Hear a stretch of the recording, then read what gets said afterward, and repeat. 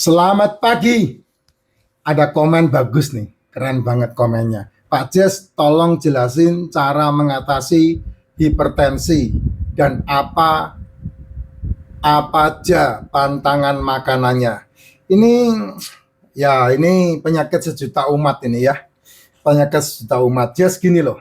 Tubuhmu ini kan semuanya adalah pembuluh darah ya.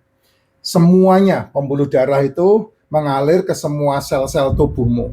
Jadi tubuhmu dari ujung rambut sampai ke ujung kaki kan sel semua. Kebutuhan sel itu adalah makanan.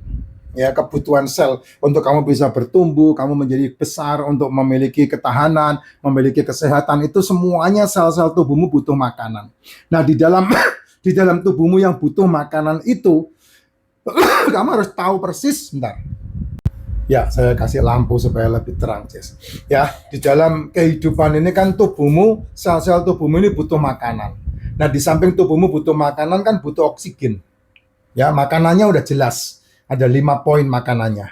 Apa makanannya itu? Makanan sel adalah mineral, vitamin, asam amino, asam lemak, karbohidrat. 3 ini disebut makronutrisi, 2 ini disebut sebagai mikronutrisi. Ini makanan sel yang harus kamu asupkan. Nah, kekurangan nutrisi dalam tubuhmu itu menimbulkan banyak masalah.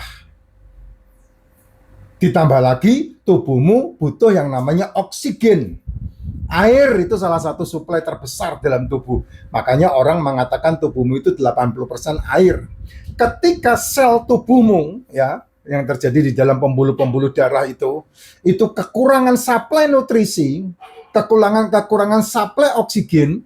Nah, kamu bisa lihat kan selang ketika kamu colokin ke keran, tek gini, selang yang kamu biarkan maka dia akan ngalir seperti biasanya aja.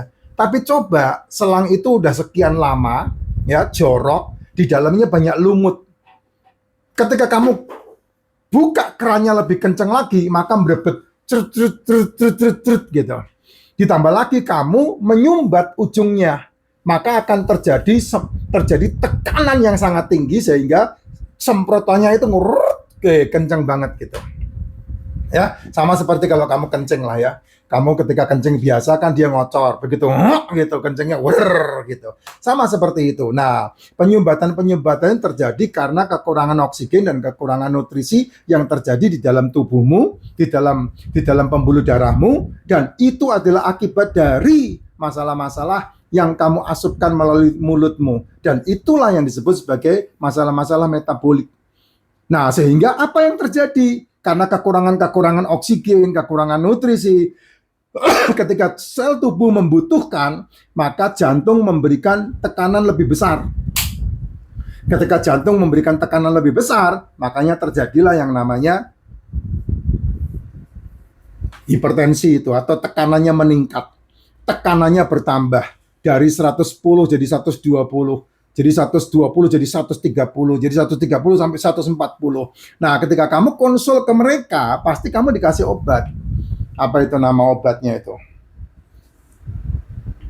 Dolpin itu. Amlo itu obatnya pasti ke situ.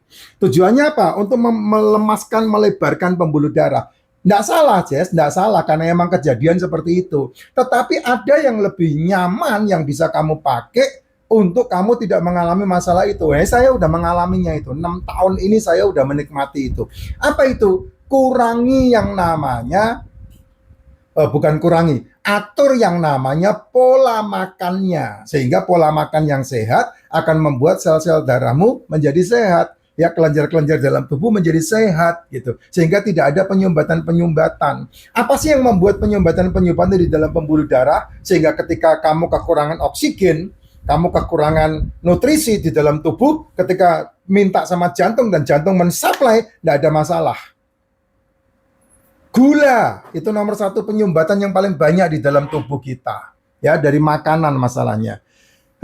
Kan saja bilang ya, mikronutrisi ada 2, mineral, vitamin. Makronutrisi ada 3, karbohidrat, asam amino, asam lemak, karbohidrat. Nah, dari 5 yang harus kamu asupkan ke tubuhmu ini, yang paling banyak kamu asupkan ini gula. Nasi itu gula. Kamu mau ganti dengan apapun tetap aja gula. Mau nasi putih, mau nasi apa, ya. Kamu ganti singkong, kamu ganti kentang, semua itu gula, tetap sama itu gula.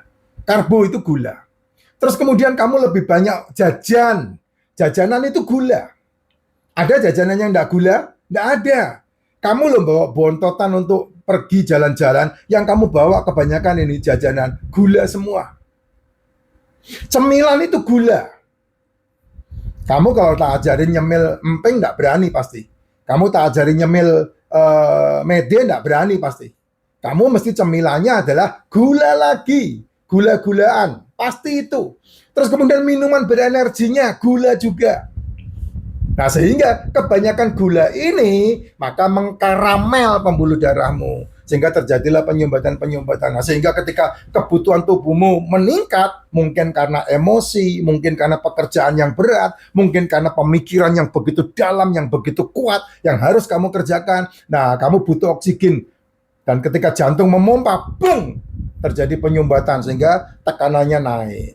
Gitu. Itu yang nomor satu yang paling penting. Itu sebabnya saya menyarankan dengan nasihat saya yang selalu saya ulang-ulang, terlebih sehat kamu tidak sarapan dan tidak makan malam, ketimbang kamu paksakan kamu sarapan dan kamu makan malam, dan siangnya kamu tidak kontrol makananmu, dan kemudian dari sekian banyak makanan yang kamu makan, rata-rata yang masuk ke mulutmu adalah gula.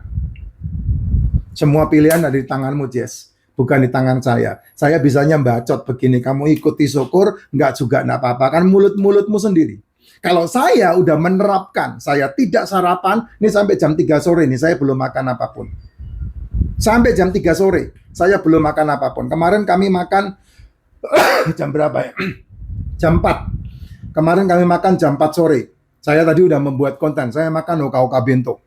Ya, yang saya makan saladnya, kukul sama wortel itu, terus kemudian itu yang paha ayam, sayap ayam itu satu, kemudian ada yang dibungkus telur puyuh yang dibungkus pakai kulit kembang tahu itu, saya makan itu, sama satu lagi daging yang pakai bawang bombay itu yang saya makan.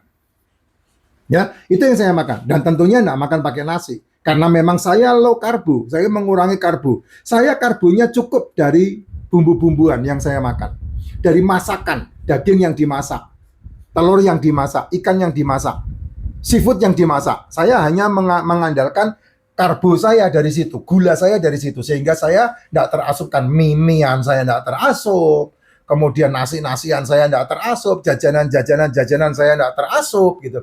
Kalau toh saya makan jajanan dalam satu hari itu paling ngicipin. Kayak hari sebelumnya saya ngicipin apa itu? Apa yang beli di Jati Bening itu apa namanya? Kue sus.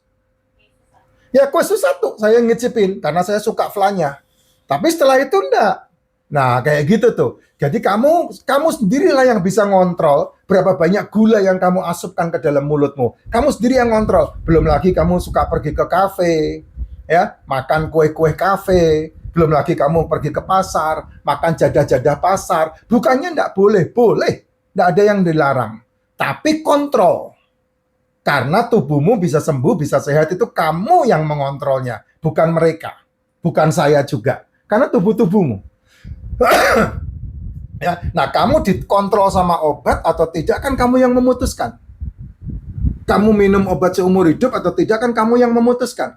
Pak, kalau saya darah tinggi apakah harus minum obat seumur hidup? Kalau saya nggak mau. Makanya bulan April tahun 2022 saya udah berhenti total dengan mengkonsumsi obat-obatan seperti itu, termasuk yang tadi diplin itu, amo-amo itu, yang saya udah berhentikan, saya nggak minum lagi.